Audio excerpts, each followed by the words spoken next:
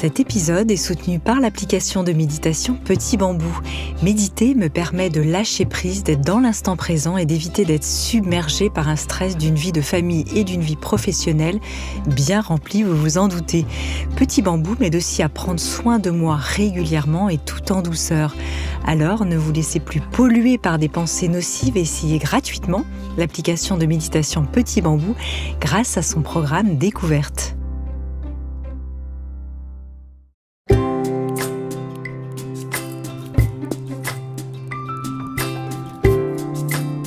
Bienvenue dans la saison 4 de Métamorphose. Chaque semaine, je vous invite à la découverte de sujets lumineux avec des personnalités qui portent une voix d'éveil des consciences. Métamorphose, le podcast qui éveille la conscience. Par Anne Guéquier, tous les lundis et jeudis, dès 7h. Fatigue chronique, douleurs quotidiennes, infertilité, l'endométriose est une maladie encore mal connue qui touche pourtant 10% des femmes en âge de procréer en France. Mon invitée du jour, diététicienne, nutritionniste et auteure, vit elle-même depuis plusieurs années avec cette maladie et nous ouvre ici une fenêtre sur son parcours et son expérience au fil des années dans un ouvrage intitulé Endométriose. Je trouve enfin la paix aux éditions Erol. Dans ce livre, elle nous propose également de porter un regard neuf sur la maladie, d'essayer d'y déceler les messages profonds que la maladie lui a transmis sur elle-même et qui pourra certainement aider les femmes touchées par l'endométriose. Alors comment apprivoiser la douleur? Comment adopter une alimentation anti-inflammatoire au quotidien? Quelles sont les bonnes recettes? Comment accueillir l'infertilité lorsqu'elle se présente dans le couple? Et comment peut-être trouver les bonnes thérapies pour enfin découvrir la paix? Léa Zubiria, bonjour, bienvenue dans Métamorphose. Bonjour Anne, merci beaucoup de me recevoir. Alors, je suis ravie de te retrouver aujourd'hui. Et c'est vrai que c'est un sujet que tu as vécu toi-même et qui est à la fois douloureux, mais qui peut être aussi porteur d'espoir, sans non plus porter trop d'espoir, parce qu'on en parlait hors antenne. C'est vrai qu'on sait encore peu de choses, finalement, sur l'endométriose. Oui. C'est vrai que ce livre, je voulais transmettre un message d'espoir, parce que je trouve que c'est un message qu'on n'entend pas assez, mais il est vrai aussi, et comme on le verra certainement au travers de cette interview, qu'il y a encore en fait finalement autour de l'endométriose plus de questions que de réponses. C'est un sujet qui semble être un petit peu sorti de sous terre ces dernières années, mais en fait c'est une maladie qui existe depuis très longtemps, qui commence à intéresser la science, mais sur laquelle en fait le chemin en fait il reste infiniment long, quoi. Mmh. C'est vrai que ce livre est en partie un témoignage de ta propre expérience de la maladie, mais aussi évidemment en tant qu'experte, je le disais en introduction, tu es diététicienne et nutritionniste, aussi de ton apport de spécialiste sur ces sujets-là. Quel courage a-t-il été nécessaire pour en parler et quelque part aussi transcender cette épreuve à travers ce livre? C'est vrai que c'est sûr que ça m'a demandé du courage, ça c'est vrai, parce que à travers ce livre, comme tu dis, j'ai un peu cette double posture, celle où effectivement je parle en tant que professionnelle de santé entre guillemets, enfin surtout sur le thème de l'alimentation, mais j'ai cette posture en fait où je vais venir livrer un témoignage qui est quand même très profond, quoi, qui parle de sujets qui sont très très très intimes. Et sur cette partie-là, c'est vrai qu'il faut un certain courage, si bien qu'au début, en fait, j'avais une idée qui était complètement différente pour ce livre. Je pensais être beaucoup plus théorique, être beaucoup plus détachée, mettre un petit peu de témoignage, mais pas forcément le mien, pas forcément aussi intime. Et puis en fait, ça a été beaucoup une histoire d'intuition. Et je me suis dit finalement, mais il est urgent qu'on brise ce tabou, et pour en fait avoir une chance de briser ce tabou et aussi d'entrer en résonance, quoi, que quelque part une femme puisse ouvrir ce livre et se dire mais en fait je suis pas toute seule, quoi. Parce que c'est aussi une question de ça, c'est qu'on se sent extrêmement seule. Et puis on va y revenir, bien sûr. Voilà, on se sent extrêmement seule, et là je me suis dit en fait j'ai pas d'autre choix que de livrer un témoignage qui va très en profondeur sur certains sujets et surtout qui prend pas d'arrangement avec la réalité. Il y a des choses qui sont pas faciles à dire. Parce que même si le discours est très édulcoré autour de la maladie, c'est une maladie qui reste dans le quotidien. Enfin, pour certaines femmes, en tout cas, c'est Invalidante, oui. C'est invalidante et puis c'est pas très beau, quoi. C'est voilà. Donc voilà, et c'est un livre qui, à la fois, je trouve, ça se ressent, qui est très expérimental et très en mouvement, parce que je l'ai écrit pendant que j'étais en train de vivre les choses. On parle de l'infertilité, des thérapies. C'est un livre, ouais, j'ai vraiment écrit en même temps que je vivais les choses et que je les analysais. Donc je trouve que ça se ressent, quoi. Il est à ton image mouvement, aussi. Quoi. Voilà. Alors, pour démarrer cette interview, Léa, on va peut-être revenir sur qu'est-ce que l'endométriose, quand même, pour poser notre sujet. Oui, alors, je vais essayer Parce que nous, on en parle de manière connue, mais peut-être que tout le monde ne connaît pas. Puis peut-être dans un deuxième temps, on parlera effectivement des symptômes. Mais d'abord, le mode de fonctionnement, en fait. Qu'est-ce que l'endomètre ? Bien sûr, et en plus, c'est super intéressant parce que la plupart, on pense souvent connaître l'endométriose, mais en fait, dans les faits, finalement, c'est une maladie qui reste peu connue du grand public. Donc, pour essayer d'être simple, c'est une maladie gynécologique, inflammatoire, chronique, qui se traduit en fait par la présence d'un tissu semblable à celui qui à la muqueuse utérine, donc à l'endomètre, mais complètement en dehors de l'utérus. C'est-à-dire qu'on va avoir la présence d'un endomètre un peu modifié qui se comporte exactement pareil, mais à des endroits où il a rien à faire, quoi. Alors, on ne sait pas forcément ce que c'est qu'un endomètre. Alors, l'endomètre... À ce stade. Ouais.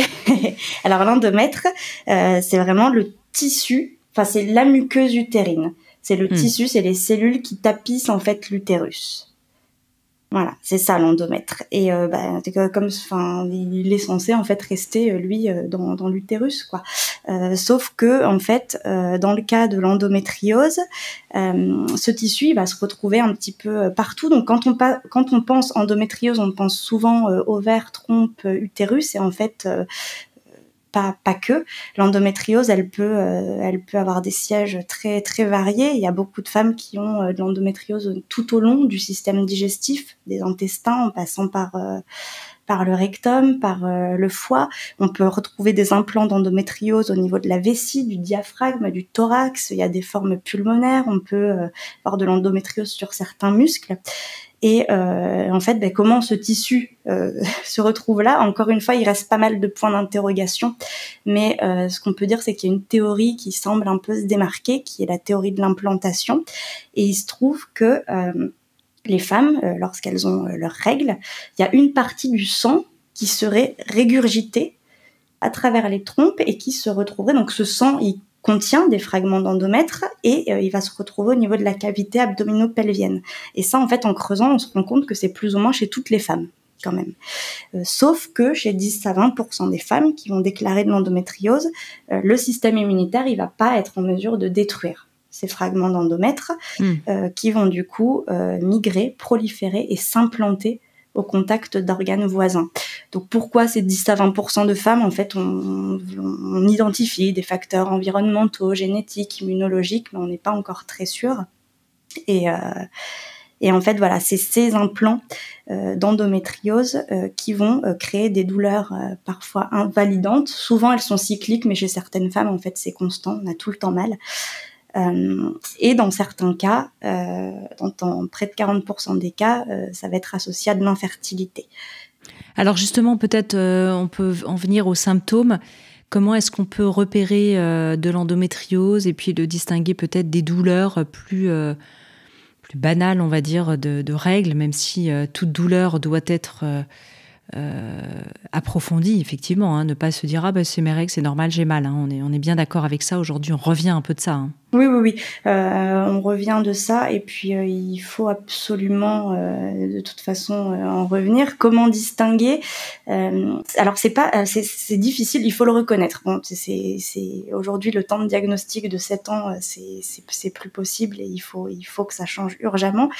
Par contre, c'est vrai qu'il y a autant d'endométriose que de femmes atteintes, dans le sens où entre moi et puis une autre femme, en fait, les symptômes, le vécu de la maladie, ça dépend énormément d'où sont les lésions. Finalement. Voilà, il y a certaines femmes qui vont avoir des douleurs pelviennes, d'autres ça va être plus le thorax, une irradiation dans l'épaule. Enfin, c'est pas facile de faire le lien quand finalement c'est des douleurs aussi diffuses. Oui. J'en parle pas mal dans le livre de cette manière de vraiment savoir quand consulter puis faire une différence. Mais en fait, c'est surtout comment dire, pour faire simple, c'est surtout à partir du moment où en fait cette douleur de règles, elle représente un handicap dans la vie quotidienne. C'est à partir du moment où en fait elle cède pas à un simple antalgique, où elle va empêcher les jeunes filles de se lever le matin, de suivre des cours, où elle va avoir un impact sur la vie sociale, professionnelle, où les rapports sexuels vont devenir douloureux. Où va y avoir des symptômes complètement qui peuvent paraître hallucinants à première vue, comme par exemple du sang dans les selles, dans l'urine, le fait de cracher du sang. Ça, c'est des manifestations aussi de certains types d'endométriose. Enfin, c'est vraiment, voilà, à partir du moment où on n'est plus dans le cas où, oui, les règles, c'est quelque chose de naturel et puis finalement, on vit avec, mais où ça empiète complètement sur la vie quotidienne, quoi. Si on a par exemple des douleurs au début des règles et que ça dure 24 heures et que ça passe avec un antalgique, a priori, ce n'est pas forcément ça. Ou a priori, après, il y a des... je complique encore les choses, mais c'est vrai qu'il y a pour un peu moins d'un tiers des femmes où l'endométriose n'est pas symptomatique. Enfin, symptomatique au sens où, voilà, il y a des douleurs pendant les règles, comme la plupart des femmes, mais où ça va pas plus loin. Et pourtant, la maladie, elle est là, elle évolue, elle peut avoir des impacts. Donc, c'est clair que si cette douleur est invalidante, n'est pas invalidante, il n'y a pas forcément lieu, si tu veux, de se poser des questions. Mais oui, c'est compliqué. Oui, c'est compliqué. Et après, on va s'intéresser effectivement à la question de pourquoi c'est important de diagnostiquer. Avant ça, j'aimerais savoir, est-ce qu'il y a des facteurs héréditaires, d'une part, et d'autre part, à quel moment de la vie ça peut se déclencher? Est-ce que c'est vraiment dès le plus jeune âge ou ça peut être plus tard dans le cycle et la vie d'une femme? Alors là encore, je vais peut-être être un peu décevante, mais il y a encore plein de points d'interrogation. Peut-être sur l'hérédité d'abord. Pour l'hérédité, alors effectivement, ça semble plus faire de doute que y a un facteur héréditaire, il y a de la génétique qui entre en compte, mais quels gènes, c'est encore mal identifié. Mais en tout cas, on réussit à déceler des familles quand même en endométriose, où, voilà, de mère en fille, où on considère que, voilà, enfin ça se transmet quand même entre fratries, enfin ça se transmet. Oui, il y a des familles où il y a plus d'endométriose, donc l'hérédité semble être un facteur. Et pour revenir à ta deuxième question, l'endométriose, elle peut évoluer à bas bruit et rester asymptomatique pendant quand même assez longtemps. Et chez certaines femmes, tu vois, c'est souvent au moment où il y a le désir d'enfant qui émerge. Et on arrive souvent au diagnostic de l'endométriose quand elle n'a pas été symptomatique par l'infertilité. C'est un des moyens aussi de diagnostic. Donc, voilà, il y a des femmes chez qui c'est symptomatique, il y a des femmes qui vont pouvoir avoir 2 enfants et tout va bien se passer, puis d'un seul coup, un jour, les règles deviennent douloureuses, puis on se rend compte qu'il y avait une endométriose qui dormait là depuis. Voilà, c'est très divers. Périménopause, approche de la ménopause ou ménopause, est-ce que ça peut être aussi un facteur aggravant de déclenchement d'une endométriose? Pas à ma connaissance. D'accord. Non. Pas à ma connaissance. Après, on entend souvent dire que la ménopause,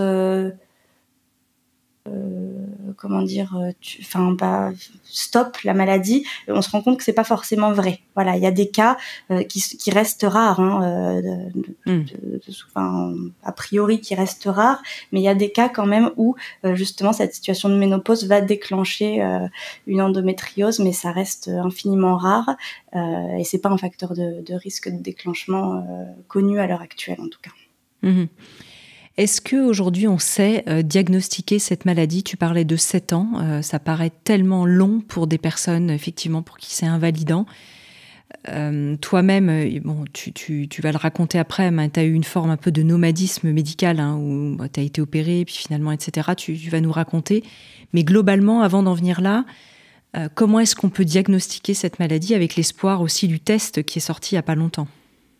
Oui, alors comme tu le disais, effectivement, il y a un des gros problèmes avec l'endométriose, c'est le délai de diagnostic qui est de 7 ans, qui tend à s'allonger encore un petit peu, alors que en fait, paradoxalement, il y a des gens qui savent la diagnostiquer en France, à travers le monde. Il y a des gens qui sont compétents pour ça. Mais je pense qu'il y a aussi un problème de circulation des De l'info, des connaissances, parce qu'aujourd'hui, effectivement, avec la bonne écoute, en allant consulter la bonne personne, on peut être diagnostiqué assez rapidement. Donc ça, c'est plus possible. Il faut aujourd'hui, c'est un problème aussi de formation. L'endométriose, elle vient d'arriver en faculté de médecine au programme, finalement. C'est une maladie dont on parlait très très peu. Donc aujourd'hui, il est urgent de former, de faire circuler ce savoir. C'est pas normal qu'il y ait une poignée de personnes qui soient capables de diagnostiquer les femmes et que en parallèle, ce délai de diagnostic, il reste encore de 7-8 ans, parce que c'est 7-8 ans pendant lesquels finalement il y a des souffrances physiques, psychologiques qui sont terribles, pendant lesquelles la maladie elle évolue aussi, elle continue à faire des dégâts, et puis pendant lesquelles on peut avoir des altérations de la fertilité sans s'en rendre compte, et voilà, c'est des choses qui sont difficiles à rattraper par la suite. La bonne personne à consulter, c'est qui? C'est le gynécologue en priorité, le médecin généraliste? Vers qui se tourner? Vers qui se tourner? En fait, il y a pas une. Il faudrait trouver la personne à l'écoute, tout simplement, parce que c'est beaucoup une. Il y a les gynécologues peuvent être très très bien pour ça, parce qu'ils sont censés être quand même les plus à même de diagnostiquer. Mais encore est-il qu'il faut pouvoir être écouté, ce qui est pas toujours le cas. Et puis de toute façon, ces gynécologues, ils sont capables normalement, et comme le médecin traitant, de considérer en fait avec un simple examen clinique et un interrogatoire qu'il y a quelque chose qui va pas, et ensuite c'est plutôt aux professionnels de l'imagerie de prendre le relais. C'est surtout pas avec un IRM aujourd'hui qu'on peut bien... parce que les lésions d'endométriose, elles sont compliquées à déceler avec une simple échographie. On voit pas tout, on voit pas toutes les formes. D'endométriose, c'est surtout avec un IRM, mais derrière avec un spécialiste de l'imagerie, avec un spécialiste qui est vraiment... qui va être capable de déceler ces lésions d'endométriose. Parce qu'on peut faire un tas d'IRM, et j'en suis la preuve vivante, et que l'endométriose soit bien là, et que finalement la personne qui lit l'imagerie ne soit pas capable de la diagnostiquer quand même. C'est une maladie qui est particulière. Parce que c'est un IRM qui se situe au niveau, j'imagine, de la sphère utérine, c'est ça? Alors, pas que. Ça peut être effectivement tout le pelvis. Ça peut être au niveau digestif. Ça peut être, on m'a diagnostiqué comme ça de l'endométriose au niveau du thorax et au niveau pulmonaire. Mais tu vois, c'est des lésions qui sont tellement petites, qui font que quelques millimètres. Donc, il faut avoir l'œil, il faut pouvoir dire que c'est ça, il faut pouvoir les analyser. Mais l'IRM, en premier lieu, effectivement, ce sera un IRM qui est plutôt pelvien. Ensuite, c'est en fonction aussi c'est en fonction de la localisation des douleurs, et c'est là qu'en fait l'interrogatoire et l'écoute qu'on peut avoir est hyper important pour ne pas justement passer à côté, quoi. Quid du test aujourd'hui dont on a parlé? C'est ultra prometteur, et il y a beaucoup d'espoirs qui sont il y a énormément d'espoir autour de ça, mais c'est encore à l'état. Il faut plus de tests, il faut plus d'essais, il faut plus de temps, voilà. Parce qu'il se présente comment aujourd'hui, ce test-là qui est sorti? Alors, il y a plusieurs choses. Est-ce que tu parles du test salivaire? Oui. Oui. Qui est sorti, qui a été lancé, je crois, par une équipe du côté de Lyon, il me semble. Oui, c'est du côté de Lyon. Effectivement, c'est un test salivaire qui permettrait en quelques minutes de diagnostiquer avec la salive des cas d'endométriose. Au jour d'aujourd'hui, moi, j'en sais pas beaucoup plus. D'accord. De test. Voilà, j'en sais pas beaucoup plus. Je sais qu'il est porteur d'énormément d'espoir. Avant de me prononcer, j'attends d'avoir plus de recul. Ouais, plus de recul, parce que j'aurais peur de dire une bêtise.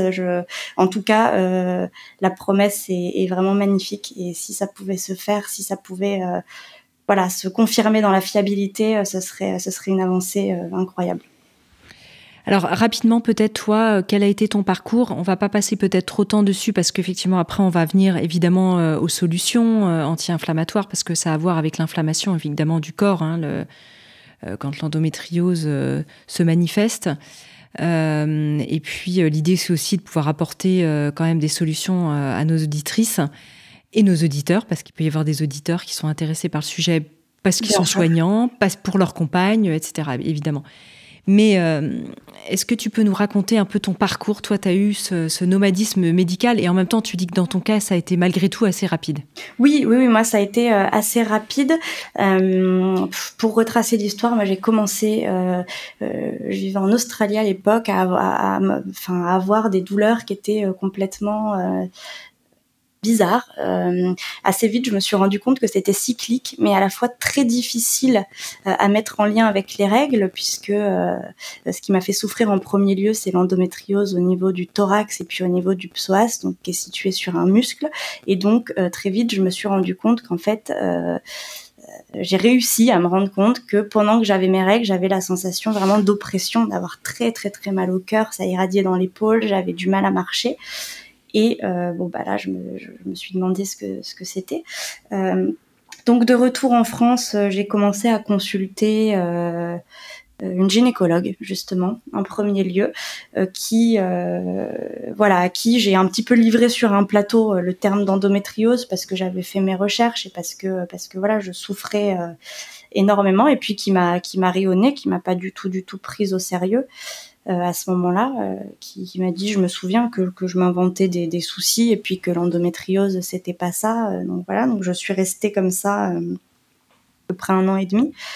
Et la maladie a continué à évoluer, à prendre de plus en plus de place, mais si bien que je pouvais plus aller travailler. Il y a certaines fois, je pouvais plus du tout marcher. J'ai fait plusieurs pneumothorax. Enfin, ça a pris des proportions assez délirante. Et puis finalement, j'ai été conduite à l'hôpital où c'est un hématologue, moi, qui m'a diagnostiquée. Puisqu'au début, avec les imageries, tout ça, les localisations de la maladie et surtout au niveau du psoas, ça prenait un peu comme sur un ganglion et ça évoquait en fait comme un lymphome. On m'a dit que c'était peut-être de cancéreux. Donc là, à ce moment-là, les médecins ne m'ont plus lâché. Donc on a biopsié, ils ont prélevé des morceaux des lésions et tout, jusque finalement là, il y avait plus de doute, quoi. Ils ont en analysant ce tissu, ils ont vu que c'était des morceaux d'endomètre en fait qui venaient mettre un peu le bazar et qui étaient complètement partout dans l'organisme. Et c'est comme ça que finalement, en moins de 2 ans de temps, je veux dire, moi j'ai été diagnostiquée parce que ça a pris des proportions délirantes. Et c'est ce que je dis dans le livre. J'ai même pas tant mal au ventre quand j'ai mes règles. On a tendance à dire que c'est des maux de ventre, mais moi c'était c'était complètement c'était un petit peu différent. Puis s'en est suivi en l'espace de 3 ans, je crois que j'ai été opérée. J'ai eu 4 grosses opérations qui n'ont pas changé grand-chose. Voilà, la maladie repousse à chaque fois, donc ça conduit un petit peu à cette impasse. Et puis en parallèle, il y a eu quand même 5 ans et demi de parcours d'infertilité en parallèle de ça, quoi, pour essayer de trouver des solutions. On va reparler évidemment de l'infertilité. Toi, tu dis qu'à l'heure actuelle, on ne sait pas guérir l'endométriose, on le dit clairement. Si on ne peut pas agir sur les causes de la maladie, tu dis on peut toutefois agir sur les symptômes qu'elle entraîne. Il n'y a pas de traitement définitif, mais par contre, on peut freiner l'évolution de l'endométriose et apaiser la douleur. Donc nous, on va s'occuper de ça effectivement dans la suite de ce podcast. Donc souvent, il y a une réponse chirurgicale et pour toi, il y a une limite à cette approche et tu viens de le dire, ça n'a pas servi à grand-chose dans ton cas. Est-ce que dans des cas, ça sert à quelque chose quand même ? Oui, il faut pas... je veux pas dire que... rejeter en bloc la chirurgie parce que, en fait... On est encore en train de faire du chemin, c'est-à-dire que je sais pas, là en 2017-2019, ça aurait dû être le cas, mais on devrait plus, si tu veux, proposer la chirurgie forcément à tout le monde en première intention. Là maintenant, c'est bien acté et moi j'ai dû passer entre ces mailles-là, c'est-à-dire que moi ça a été la chirurgie. Voilà, ça a été comme ça, il fallait opérer puis s'y reprendre à 3-4 fois. Et dans mon cas, mon type d'endométriose n'a pas répondu à la chirurgie, mais il y a des femmes, effectivement, ça dépend de la profondeur des lésions et de la capacité en fait surtout à tout enlever, parce que l'endométriose c'est impressionnant, la vitesse avec laquelle ça récidive et ça repousse. Mais il y a des femmes où l'endométriose est localisé à 1-2 endroits et puis très bien placé, on va enlever les lésions et en fait on va retrouver un confort de vie derrière qui est totalement satisfaisant. Donc ça peut être une solution. Le problème étant qu'il faut pas la vendre comme la seule solution et que je trouve, et je pense que je suis pas la seule, il y a beaucoup de femmes qui livrent ce témoignage-là, c'est qu'on n'est pas assez préparé à la chirurgie, à ses limites et puis à ses conséquences à long terme. Donc là, c'est bien de bien discuter, de bien dialoguer, puis évidemment de tomber sur un professionnel de santé compétent sur le sujet et qui connaît bien ce problème de chirurgie aussi. Oui.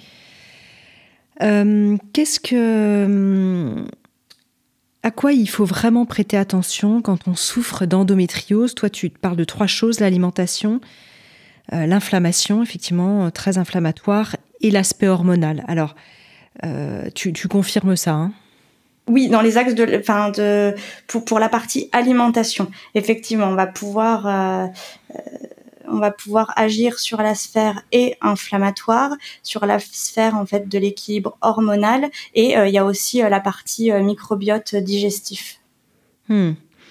Alors, l'inflammation, elle est responsable en partie plutôt des douleurs, c'est ça? Mais en fait, l'inflammation, c'est presque imbriqué, c'est-à-dire que la maladie, l'inflammation est l'une des premières causes de douleur, parce qu'elle est douloureuse, cette inflammation, et en même temps, on se rend compte qu'elle nourrit un peu la maladie. Donc, c'est une espèce de toute façon, l'endométriose est une maladie inflammatoire, quoi, par essence. Donc, oui, il y a un problème inflammatoire.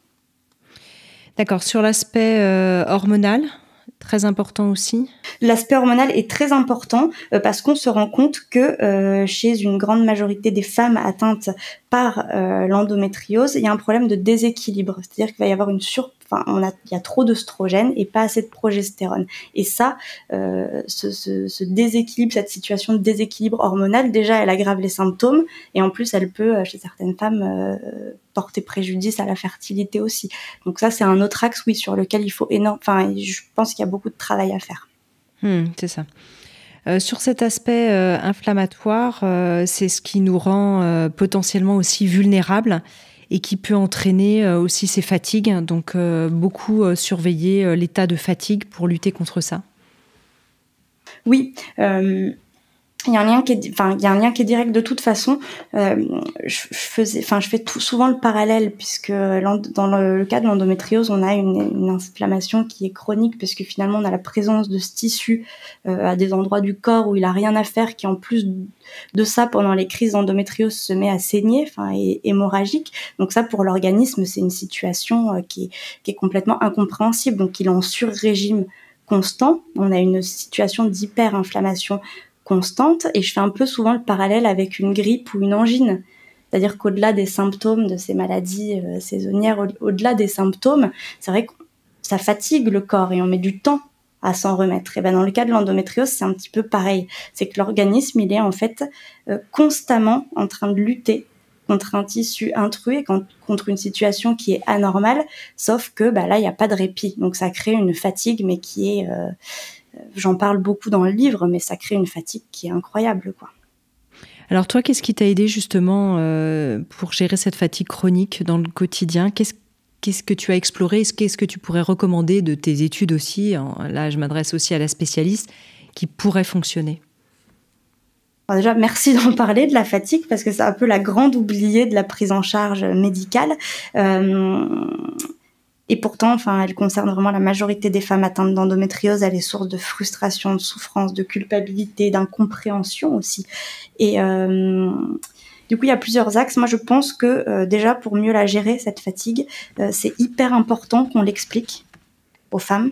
C'est hyper important de mieux la comprendre et qu'en fait, on l'inclut dans cette prise en charge, qu'on la marginalise plus, qu'on dise qu'elle est là, qu'elle est normale et pourquoi elle est là. Et ensuite... effectivement, dans un second temps, on peut mettre en place beaucoup de choses au niveau de l'hygiène de vie qui sont hyper utiles et hyper efficaces. Par exemple, on en parlait, mais on revient dessus. En fait, je reviens dessus à chaque fois parce que c'est vrai que c'est vraiment c'est hyper efficace, mais c'est l'alimentation. L'alimentation anti-inflammatoire qui permet justement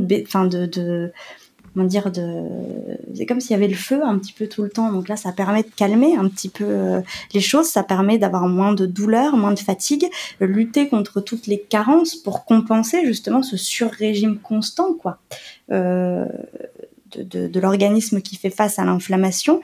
Et puis on peut aussi mettre des choses en place au niveau du foie pour détoxifier un petit peu le foie, parce que ça, c'est pareil, on n'en parle pas assez, mais le foie, lui, entre les traitements qui sont quand même souvent lourds, qui sont quand même souvent au long terme, et ce déséquilibre hormonal, le foie, c'est lui qui est quand même l'organe de recyclage et d'élimination des hormones en excès, donc il faut lui apporter du soutien. Et là, on voit qu'en fait, assez vite, ça va agir sur la fatigue. Et puis après, il y a tout ce qui est gestion du stress et du sommeil. Par la sophrologie, la relaxation ou encore le yoga, on peut vraiment initier un cercle vertueux, on va dire. Là, tu as parlé de traitement, alors qu'on a dit qu'il y avait assez peu de traitement de la maladie. Quel type de traitement, du coup, là, tu parles ? Alors, il n'y a pas de traitement définitif.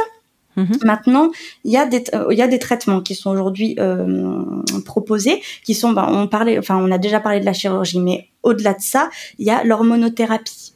Donc, on va, dans beaucoup de cas, proposer aux femmes la prise soit de la pilule en continu, pour justement stopper, mettre en dormance la maladie. Comme cet endomètre modifié qui est partout dans le corps, il réagit exactement de la même manière aux hormones que notre endomètre. Le fait de prendre la pilule en continu, ça permet vraiment vraiment de faire dormir, quoi, la maladie. Et l'image est la bonne. Donc, il y a ça. On évite les poussées, quoi. Voilà. Dans les cas les plus extrêmes, il y a aussi, qui peut être proposé, il y a la ménopause artificielle.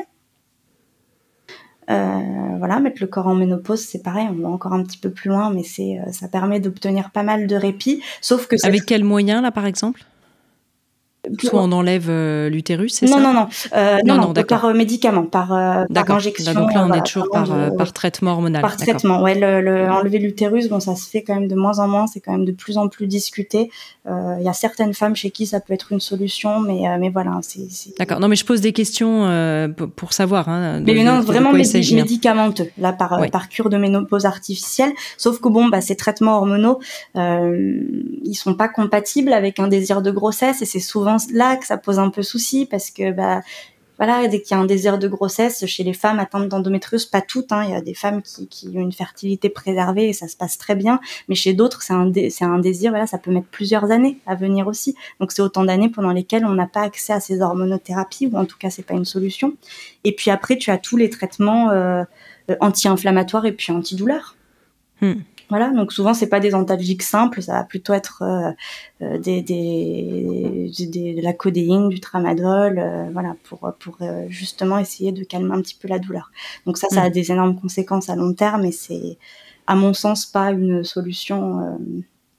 Et puis ça charge le foie, c'est ce que tu disais à l'instant. Ça charge le foie, et puis c'est un petit peu, c'est assommant, quoi. C'est assommant, et puis, c'est pas compatible avec une vie de tous les jours, à mon sens, quoi. Alors, on va parler tout de suite de l'alimentation anti-inflammatoire. Avant ça, puisque tu parlais du foie, qu'est-ce que tu conseilles, toi, justement, pour drainer le foie quand on a ce type de traitement et qui soit compatible avec ces traitements ? Alors, pour drainer le foie, on peut déjà... Ou en tout cas, qui t'a aidé toi, ou voilà. Moi, ce qui m'a aidé, c'est surtout beaucoup déjà via l'alimentation. Via l'alimentation, de revenir à une alimentation qui est sans avoir à ajouter trop de choses, surtout en fait supprimer des choses comme le sucre, l'alcool, les graisses saturées, tout ce qui était trop industriel, qui en fait encrasse énormément le foie. Donc déjà en misant en globalité sur une hygiène de vie au long cours comme ça, déjà on se rend compte que le foie se porte beaucoup mieux. Et puis ensuite, moi je faisais des petites cures ponctuelles. Donc soit avec du desmodium, soit avec, alors je veux pas le conseiller à tout le monde, c'est sous avis médical, tout ça, mais en tout cas avec la phytothérapie, avec les plantes, j'arrivais vraiment à, de temps en temps, quand je pouvais me passer, justement, quand je pouvais faire une petite trêve dans ces traitements lourds antidouleurs que j'ai pris, mais sans discontinuer pendant des années, là ça me faisait, c'était des bénéfices incroyables, quoi. Bon, ça c'est bien, et puis tu as bien fait de le rappeler, c'est toujours J'en parle pas mal dans le livre, avec son professionnel de santé, évidemment. Sur les bases de l'alimentation anti-inflammatoire, il faut complètement supprimer les mauvaises choses que tu as citées, ou on peut se les permettre de temps en temps, parce que c'est vrai que ça fait un peu double peine. Parce que quand on a de l'endométriose, on a envie parfois d'avoir une alimentation un peu confort, et on sait que malheureusement le sucre en fait partie, un petit verre peut-être de rouge de temps en temps, etc. Est-ce que c'est vraiment modéré, ou toi tu invites quand même parfois à faire des cures où on stoppe complètement tout ça ? Mais alors, c'est vrai que comme tu dis, c'est un peu, ça peut paraître être un peu double peine. Moi, je l'ai ressenti comme ça pendant longtemps. sauf que en fait on s'aperçoit que c'est pareil, on initie un espèce de cercle vertueux où assez vite on s'aperçoit qu'il y a moins de douleur, donc c'est hyper encourageant, donc on retrouve de l'énergie, on est moins fatigué. Enfin, il y a quand même quelque chose, c'est tellement efficace, j'ai envie de dire, cette alimentation anti-inflammatoire, que c'est vite très motivant. On en a vite plus de bénéfices. Il y a plus de bénéfices que de sacrifices finalement. Et sur le côté drastique, moi je suis pas quelqu'un de très drastique. C'est simplement essayer de trouver, je pense, un équilibre en toute connaissance de choses. En fait, on s'aperçoit que l'alimentation, elle est capable soit d'alimenter les mécanismes inflammatoires, donc de mettre un peu d'huile sur le feu, soit de les contrer. Donc en fait, ça va être en deux temps, et augmenter la consommation d'aliments qui sont dits anti-inflammatoires, et dans le même temps, de diminuer la consommation d'aliments qui sont dits pro-inflammatoires. Alors, on peut donner des grandes catégories, puis tu as parlé aussi de l'huile sur le feu, tu vas nous parler de l'huile évidemment. Oui. Sans faire de jeu de mots. Mais en fait, ce serait presque, c'est une alimentation qui est pleine de bon sens et qui est pas si restrictive. En fait, ça reviendrait à adopter une alimentation qui est à dominante végétale, qui mise, ça c'est clair, sur le fait maison, qui tourne autour des aliments bruts, qui fait la part belle aux fruits, aux légumes de saison. Voilà, qui inclut des légumineuses, des oléagineux. Et comme tu l'as dit, comme tu l'as ressouligné, on va apporter une attention toute particulière au choix des matières grasses, des huiles, pour augmenter en fait tout ce qui va être riche en oméga 3, oméga 9, qui là pour le coup sont vraiment réputés pour leur effet anti-inflammatoire. Donc on va faire attention, on va miser plus sur les oléagineux, les poissons gras, les huiles de colza, de lin, voilà. Mais dans le même temps, il va falloir faire attention à diminuer les graisses qui sont saturées, à diminuer la consommation de sucre, d'alcool, de tabac, de produits transformés, de fast-food, produits industriels. Et on se rend compte aussi, et ça je l'inclus, alors là je ne veux pas effrayer qui que ce soit, mais que le fait de diminuer drastiquement ou de supprimer le gluten et le lactose montre des bénéfices sur la diminution de l'inflammation, et chez les femmes atteintes d'endométriose, ça montre d'énormes bénéfices sur justement la gestion de la douleur au quotidien. Et pour l'avoir testé, c'est vrai que c'est un peu... moi j'ai eu la sensation que c'était un peu un interrupteur on-off, quoi. Donc quand je fais attention quelques semaines d'affilée au gluten lactose, c'est incroyable en fait à quel point mon corps revit, quoi. Les symptômes diminuent et je me sens beaucoup moins en état inflammatoire, quoi. Sachant qu'aujourd'hui, il y a quand même de belles alternatives au gluten dans le commerce, d'une part, et puis il y a aussi des produits sans lactose. Oui, de plus en plus. Et puis après, je pense que à chacun, ça j'insiste aussi beaucoup là-dessus dans le livre, c'est à chacun de trouver son propre équilibre.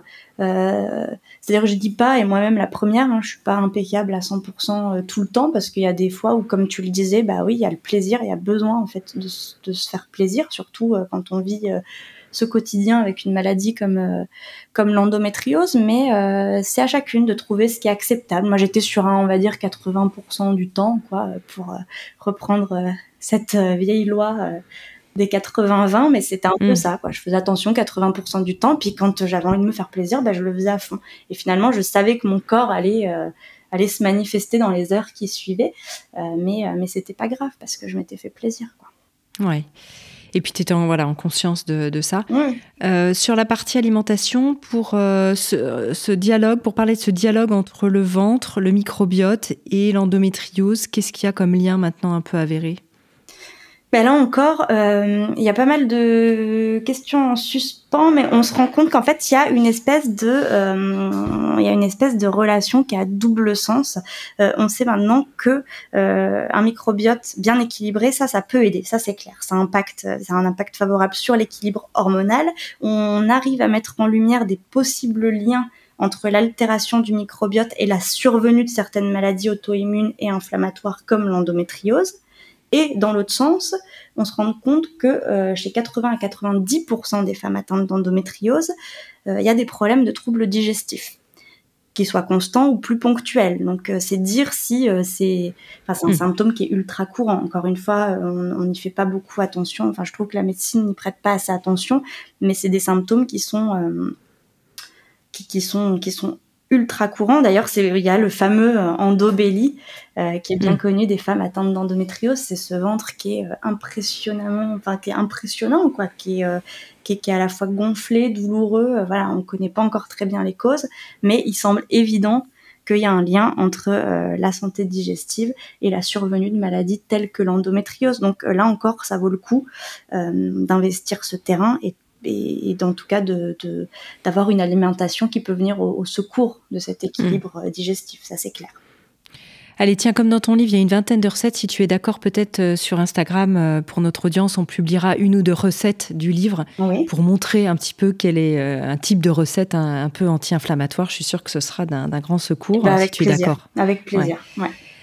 Alors, sur l'aspect de la douleur, qu'est-ce qu'on peut faire ? On en a un peu parlé tout à l'heure, sophrologie, la gestion du stress, voilà, il y a des méthodes douces qui peuvent accompagner comme ça. Est-ce que toi, tu as d'autres astuces, peut-être même au niveau...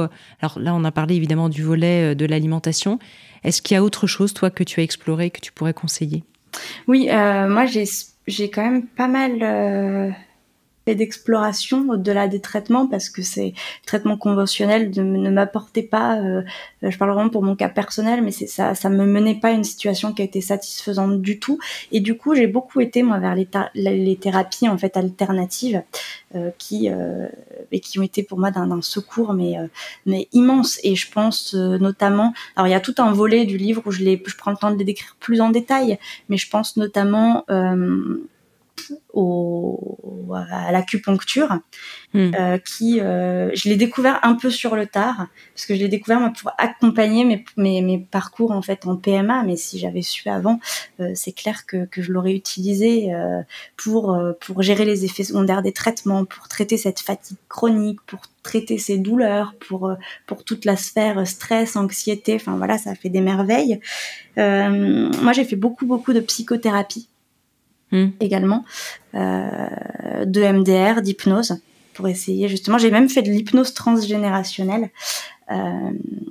J'ai trouvé ça passionnant parce que j'ai pris conscience à un moment donné qu'il y avait des blocages, quoi, qui étaient plus profonds que ce qui était porté à ma conscience et que j'avais besoin d'énormément creuser. J'ai fait beaucoup de yoga, qui a été un pont, mais pour moi miraculeux, entre mon corps, mon esprit, mon corps qui était vraiment un ennemi, quoi, qui me faisait mal tout le temps, et j'ai appris à redécouvrir mon corps à travers le yoga. Il y a la sophrologie, il y a eu l'ostéopathie qui m'a énormément aidée. Il y a eu l'art-thérapie, alors là c'est encore un peu plus alternatif, mais que ce soit la musique, l'écriture, le fait de créer tout simplement, ça m'a réconciliée avec énormément de choses qui avaient été en partie détruites par cette maladie et par les parcours d'infertilité. Voilà. C'est vrai que quand on t'écoute, on a le sentiment que ça peut presque être un travail à plein temps de s'occuper de soi quand on a de l'endométriose, au niveau en tout cas où toi tu l'avais. Et certaines personnes qui nous écoutent peuvent se dire, mais et toi pourtant tu vas l'expliquer, tu as un métier, tu travailles, tu consultes, tu écris et tu fais plein de choses. Est-ce que c'est compatible ou parfois c'est vraiment compliqué ?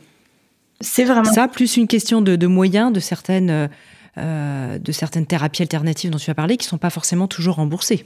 Oui, c'est vraiment de toute façon compliqué et à tous les niveaux. C'est clair que c'est presque un job à temps plein. Alors moi, j'ai eu cette chance à ce moment-là d'avoir ce projet, d'écrire ce livre pour lequel en fait j'ai fait déjà beaucoup d'espace dans mon planning. Donc voilà, ça a fait partie de mon travail d'investigation, de compréhension. Donc j'ai eu cette chance de pouvoir concilier. Mais c'est clair qu'il y a un problème à ce niveau-là parce que déjà financièrement c'est extrêmement compliqué, et puis surtout on n'est pas tout égal, quoi. On peut pas toutes se permettre en fait d'essayer autant de choses, d'être assidu sur autant de choses, et ça c'est un vrai problème. C'est un vrai problème à partir du moment où on sait que la médecine conventionnelle n'a pas la réponse finalement définitive à l'endométriose.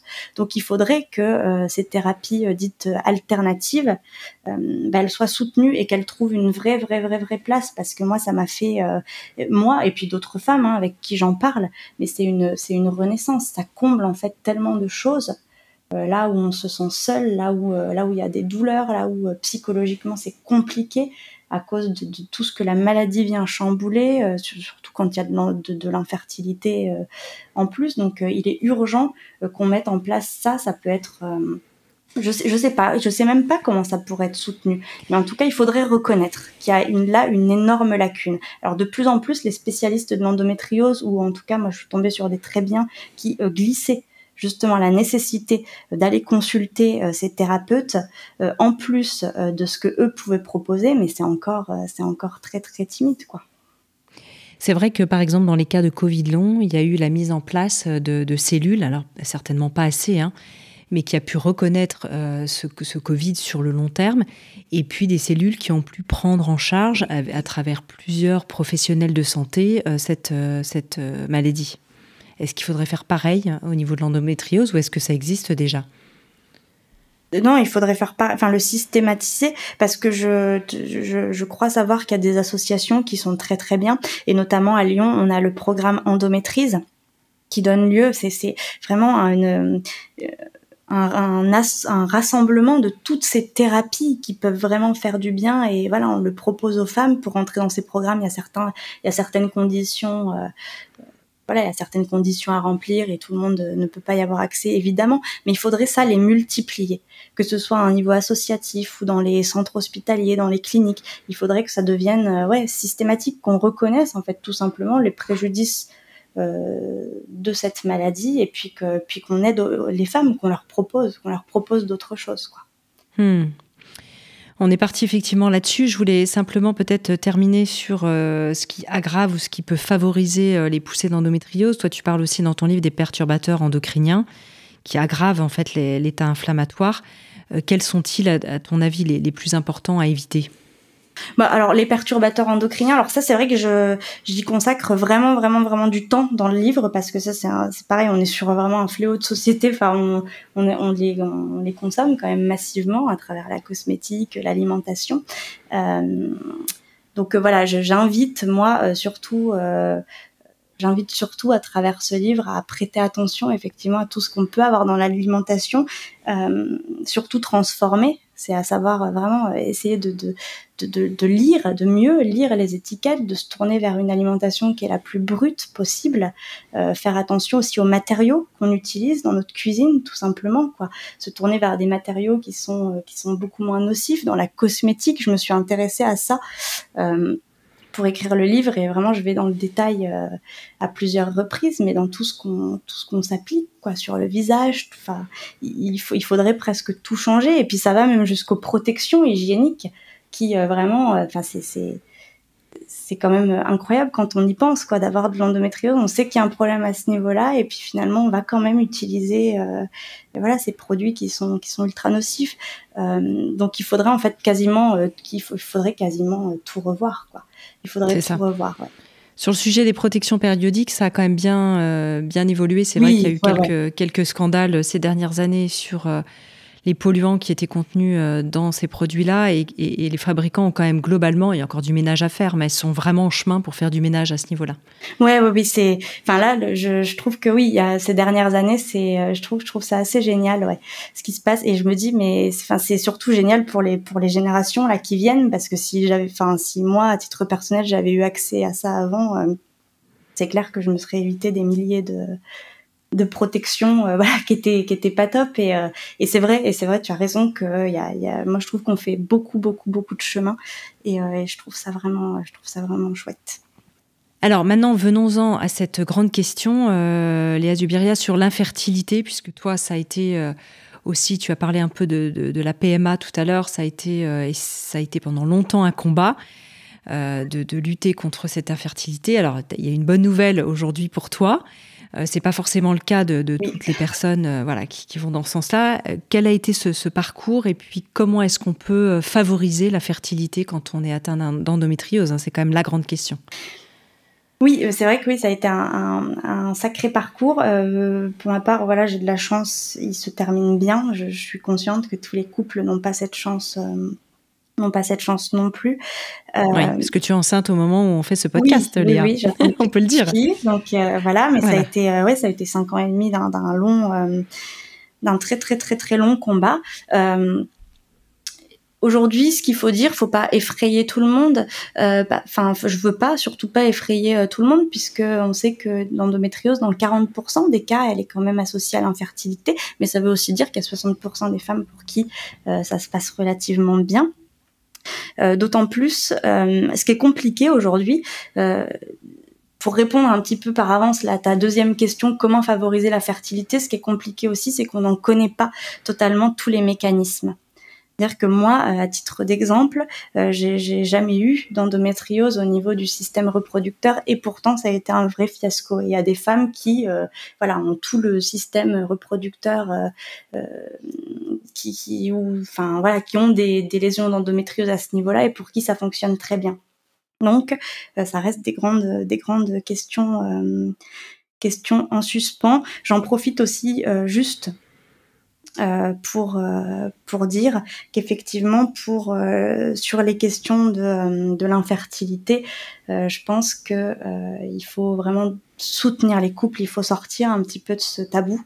Il faut leur laisser encore plus d'espace parce que quand ça te tombe dessus, tu te sens encore aujourd'hui un peu coupable, seul au monde. Il y a pas aidé. De honte, alors que c'est encore un sujet qui est très marginalisé dans la société en globalité, alors qu'en fait l'infertilité, endométriose ou pas, elle touche de plus en plus de couples et elle va toucher de plus en plus de couples. Donc voilà, il y a un vrai travail à faire à ce niveau-là. Et pour améliorer la fertilité, j'ai pas de recette miracle. Moi-même, j'ai mis 5 ans et demi à concevoir, donc j'ai pas la recette miracle. Ce que je peux dire, c'est toujours en revenir à l'hygiène de vie. C'est clair et net que l'hygiène de vie, elle joue un rôle. D'ailleurs, dans les parcours de PMA, ça c'est quelque chose qu'on ne cache pas. Ça c'est un pan important pour mettre le corps en tout cas dans de bonnes dispositions en disant de toute façon, pour moi la PMA, et ça m'a été présenté comme ça, j'ai trouvé ça très bien, c'est les médecines de l'humilité, c'est-à-dire qu'on sait pas tout, on peut favoriser le terrain, on peut en fait faire un maximum de choses, mais il y a une partie de mystère en fait qui appartient, c'est le mystère, et ça demande, je pense, peut-être encore plus que cette hygiène de vie, ça demande une préparation qui est psychologique, qui n'est pas proposée, mais qui est vraiment d'aller vers un état d'acceptation, de lâcher prise totale. Voilà. Toi, tu as beaucoup travaillé dans ton cas le féminin blessé, et l'idée, c'est pas du tout de dire si vous avez du mal, c'est parce que vous avez un féminin blessé, donc de culpabiliser les gens, parce que ça peut être culpabilisant. Oui. En disant j'ai un blocage et en fait c'est moi qui provoque ce blocage. Donc je pense qu'il faut bien faire le distinguo, effectivement. Mais dans ton cas, toi, tu dis que de travailler sur le féminin blessé chez toi, ça a quand même aidé à ouvrir des portes. Oui, ça m'a aidé. Là, c'est vraiment, c'est pareil, c'est un thème qui est un peu, on va dire, expérimental du livre. Je me pose pas du tout en professionnel. C'est plus en fait des choses que moi j'ai pu observer. L'endométriose, de toute façon, je pense que c'est une maladie du féminin par excellence qui vient questionner, remettre en question beaucoup de choses, et je me suis aperçue en discutant et puis en étudiant mon cas propre que quand on souffre d'endométriose, on a tendance à se couper complètement du féminin, de ses qualités féminines que sont l'intuition, le ressenti, la sensibilité, les émotions, la bienveillance, l'écoute de soi. On a du mal à être là-dedans, et tout simplement parce qu'en fait, en miroir à la société, la médecine, on n'est pas du tout là-dedans, quoi. On n'est pas du tout là-dedans, et j'irais même plus loin. Moi, je me suis sentie, avec le recul, complètement dépossédée, quoi, de mon émotion, de mes ressentis. Par une médecine qui s'impose un petit peu et puis qui vous dit tel jour c'est comme ça qu'il faut faire, et puis non, on s'est trompé, il faut refaire, il faut défaire. Donc c'est très compliqué de reprendre ce pouvoir, et c'est un véritable cercle vicieux, parce que plus on se coupe, plus on se met en mode robot, et plus on se détourne de cette partie en fait du féminin, et plus c'est là, le cercle vicieux vers le déséquilibre. On accroît ce sentiment de malaise avec soi-même, on accroît sa difficulté à se sentir bien en tant que femme, à trouver sa place, à s'épanouir. Et ça, inutile de dire, c'est déjà tellement compliqué, rendu compliqué par la maladie, par l'infertilité quand elle s'ajoute, qu'on est un petit peu on est un petit peu pris au piège là-dedans. Et moi, j'ai trouvé que l'endométriose, donc ça, c'est plein de questions que je soulève, c'était c'était aussi en fait c'est une super opportunité de venir questionner ces parts-là justement, de venir les guérir et de venir un petit peu les faire renaître. Et moi, ça m'a énormément aidée par des petites choses simples comme le fait d'aiguiser mon intuition, d'explorer un peu le cycle féminin, d'investiguer l'art-thérapie, qui est quand même la puissance de création. Ça fait appel à la puissance vraiment de création. Et en fait, je me suis rendu compte qu'en plus de faire la paix avec moi-même et de me sentir plus sûre de moi, j'adoptais en fait, grâce à ça, une posture qui était totalement différente dans les parcours de soins, quoi. D'ailleurs, tu as attribué toutes ces qualités du féminin au féminin, l'intuition, etc. Mais on pourrait dire que ce sont des qualités aujourd'hui, si on essaye de pas forcément genrer ce type de qualités, qui sont intrinsèques à l'être humain et qui sont plus sous forme de polarité finalement, qui sont à accueillir, qu'on soit homme ou femme, et qui est peut-être plus difficile à accueillir aujourd'hui. Bien sûr, et ça je l'explique bien dans le livre, quand je parle de qualité féminine, masculine, c'est pas avec l'idée de genrer, c'est avec l'idée de se dire qu'en fait on a tous tout ça en nous, hommes ou femmes, et que justement c'est en tendant vers un équilibre que en fait on peut complètement s'épanouir, et puis pour le coup là transcender les épreuves. Moi j'ai trouvé que c'était parlant à ce moment-là de mon parcours de vie. Toi, tu dis aussi que le deuil fait partie intégrante de la résilience face à la maladie, faire son deuil, c'est aussi un processus de guérison à part entière. Oui. Moi, j'ai beaucoup parlé du deuil dans ce livre, parce que ça, c'est pareil, au même titre que, il y a beaucoup de choses dont on parle pas assez aux femmes, et en fait, l'épreuve de la maladie, ça impose de faire un deuil, ça impose de passer par ces phases successives, d'accepter quelque part ce qui ne sera plus, parce qu'il est vrai que moi, comme pour beaucoup d'autres femmes, la maladie, elle m'a pris beaucoup de choses finalement qui me seront plus, que je récupérerai plus. Je pense notamment à l'insouciance, à la légèreté, à certains projets, au temps. J'ai investi beaucoup de temps dans cette souffrance aussi, et tout ça, je récupérerai pas. Et je trouvais qu'on parle pas assez de ce processus de deuil aux femmes, et que moi, ça m'aurait permis, en tout cas, de comprendre beaucoup mieux ce par quoi j'étais en train de passer, parce que j'ai traversé des phases de tristesse, de colère, de déni, mais qui m'ont semblé où je comprenais pas ce qui m'arrivait, quoi.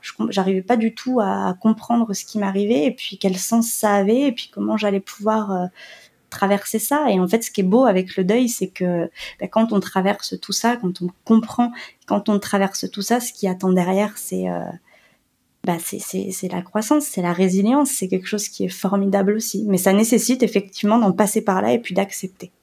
Oui, d'accepter de toucher le fond. Moi, j'ai trouvé en tout cas. Et je tenais à le dire aux femmes à travers ce livre. Moi, ça m'a aidé de comprendre ça, et j'espère que ça aidera d'autres femmes. On arrive à la fin de ce podcast. Léa Zubiria, est-ce que tu as envie d'ajouter quelque chose, une note peut-être justement d'espérance par rapport à cette maladie, en conclusion? Oui, je voulais, si je peux rajouter un mot. Effectivement, j'aimerais dire, effectivement, c'est ce que j'ai voulu transmettre à travers ce livre, c'est ce message d'espoir, que pour moi, cette maladie, aussi dure soit-elle, c'est une opportunité formidable, à condition d'oser quitter cette posture peut-être de victime pour s'octroyer de vivre l'expérience à 100%. Et puis je voudrais aussi dire aux femmes qui nous écoutent que aux femmes et aux couples qui traversent cette maladie, qui traversent le désert de l'infertilité, que j'ai une forte pensée, et régulièrement je pense très très très très fort à eux, à elles, et que je sais le courage qu'il faut. Mais que je suis persuadée que malgré l'immense chemin qui reste à parcourir, il y a des opportunités, il y a des cadeaux qui sont cachés derrière tout ça. Au bout du chemin, voilà. Quel qu'il soit. Écoute, je ne peux que vous souhaiter à ton conjoint, à toi, une très belle fin de grossesse, Léa. Merci. Magnifique accueil de cet enfant à venir. Merci infiniment, Léa Zubiria, de nous avoir éclairé davantage sur cette maladie encore peu connue. Et encore, évidemment, avec beaucoup de choses à découvrir dans la recherche à ce sujet, sur l'endométriose. Je rappelle le titre de ton ouvrage, Endométriose, je trouve enfin la paix, paru aux éditions Erol. Je suis ravie d'en être aussi, je le dis pour nos auditeurs, la directrice d'ouvrage. Merci infiniment à toi et à tout bientôt. Je rappelle, peut-être, puisqu'on arrive à la fin de ce podcast, qu'on avait fait un premier podcast sur ton précédent livre sur les FODMAPs, qui est tout aussi passionnant pour celles et ceux qui auront envie de te réécouter. Merci beaucoup, Léa. Merci beaucoup, Anne. Merci, à bientôt. Si vous avez aimé ce podcast, n'hésitez pas à lui donner 5 étoiles sur Podcast Addict et surtout abonnez-vous gratuitement sur votre plateforme préférée pour ne manquer aucun épisode. Découvrez mes invités en avant-première sur Instagram à l'adresse Métamorphose Podcast et abonnez-vous aussi gratuitement dès maintenant à la newsletter Métamorphose pour être au courant de nos conférences, ateliers et de nos dernières actualités. Pour ça, rendez-vous sur notre nouveau site www.métamorphosepodcast.com. Métamorphose, le podcast qui éveille la conscience. Par Anne Guéquière, tous les lundis et jeudis, dès 7h.